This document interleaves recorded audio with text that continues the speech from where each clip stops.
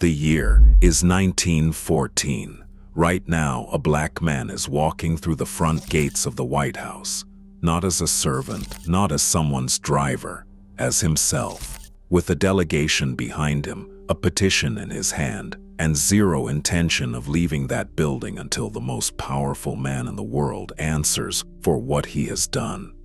His name is William Monroe Trotter, and in about 30 minutes, Woodrow Wilson, the 28th President of the United States, is going to lose his composure completely inside the Oval Office. His voice is gonna crack, his face is gonna go red, and he is going to do something that has never happened in that room before. He is gonna have a black man physically thrown out of the White House. Not because Trotter threatened him, not because Trotter raised his voice, because Trotter did something the entire system of 1914 America was specifically built to prevent.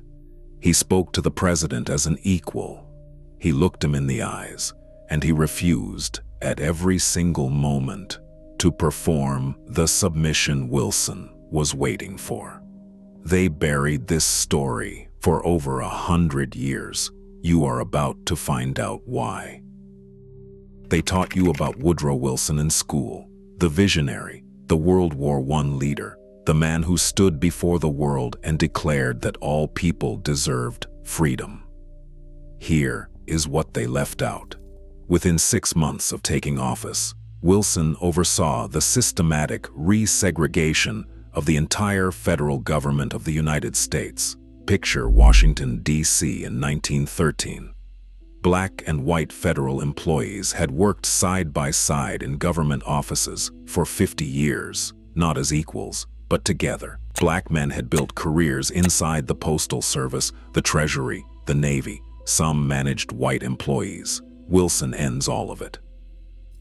Wooden partitions go up down the middle of offices, floor to ceiling, so black workers and white workers cannot see each other. Separate bathrooms are installed, separate cafeterias.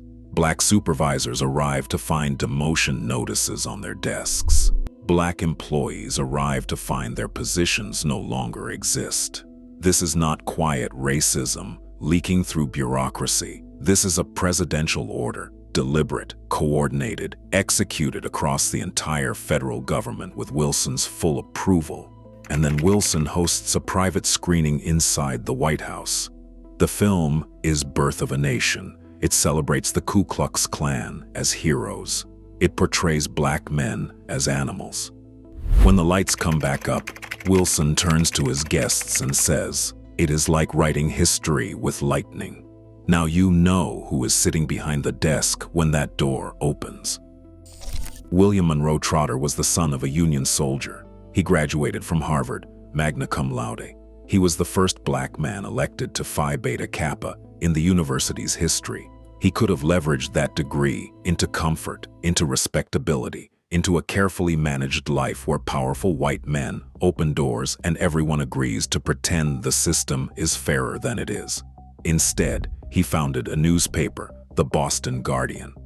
From the first issue, the message was clear. We are not here to ask politely. We are here to fight. In 1912, Trotter made a calculated gamble. Wilson was making carefully worded statements, suggesting he would govern fairly. Trotter organized. He mobilized black voters in key states. He helped deliver real support to Wilson's campaign. Wilson won. And then Wilson built the wooden walls. Trotter requested a meeting in November 1913. Wilson listened, expressed sympathy, made vague assurances, and changed absolutely nothing. So Trotter spent 12 months building a case. He collected testimonies, and he documented every demotion, every dismissal, and every new partition. Names, dates, departments, positions lost. He organized a petition signed by thousands of black Americans across the country, and on November 12, 1914, he walked back through those White House gates. This time he was not coming to request a conversation. He was coming to deliver a verdict. The door to the Oval Office closes. Wilson is behind his desk. He knows how these meetings go.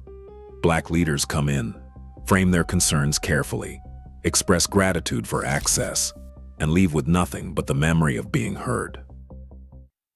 Trotter sits down, and the meeting Wilson is expecting does not begin. Instead, Trotter opens with the betrayal. Specific. Documented. He names the promises Wilson made before the election. He names the policies Wilson enacted after it. He describes the wooden partitions, which buildings, which offices, how many workers hidden behind them. He names the employees demoted, the ones fired. He puts the evidence on the table, fact by fact, like a prosecutor who has spent a year building this case, because he has. Wilson tries to interrupt. Trotter continues. Wilson tries to reframe, suggests the segregation is actually a protection for black workers, a kindness. The room goes still. Trotter looks at him. Then he dismantles it. He tells Wilson that black Americans worked alongside white colleagues in those offices for 50 years without requesting protection from anyone. That the racial tension Wilson is describing as a problem to be managed was created deliberately by Wilson's own executive orders. That the only people requiring protection in those offices are the black employees being hidden behind walls on the direct orders of the man sitting across the desk right now. Wilson's composure cracks. He tells Trotter his tone is offensive. Trotter does not apologize. He says the exchange is becoming inappropriate.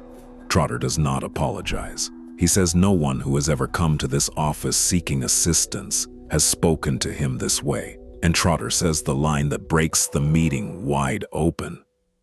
Black Americans are not in this office seeking assistance. They are here to demand what was promised, what was earned, what was paid for with 50 years of loyalty to a government that spent the last 12 months dismantling everything that loyalty built. Wilson stands up, face red, voice tight. The meeting is over. Trotter's conduct has been an offense to the presidency.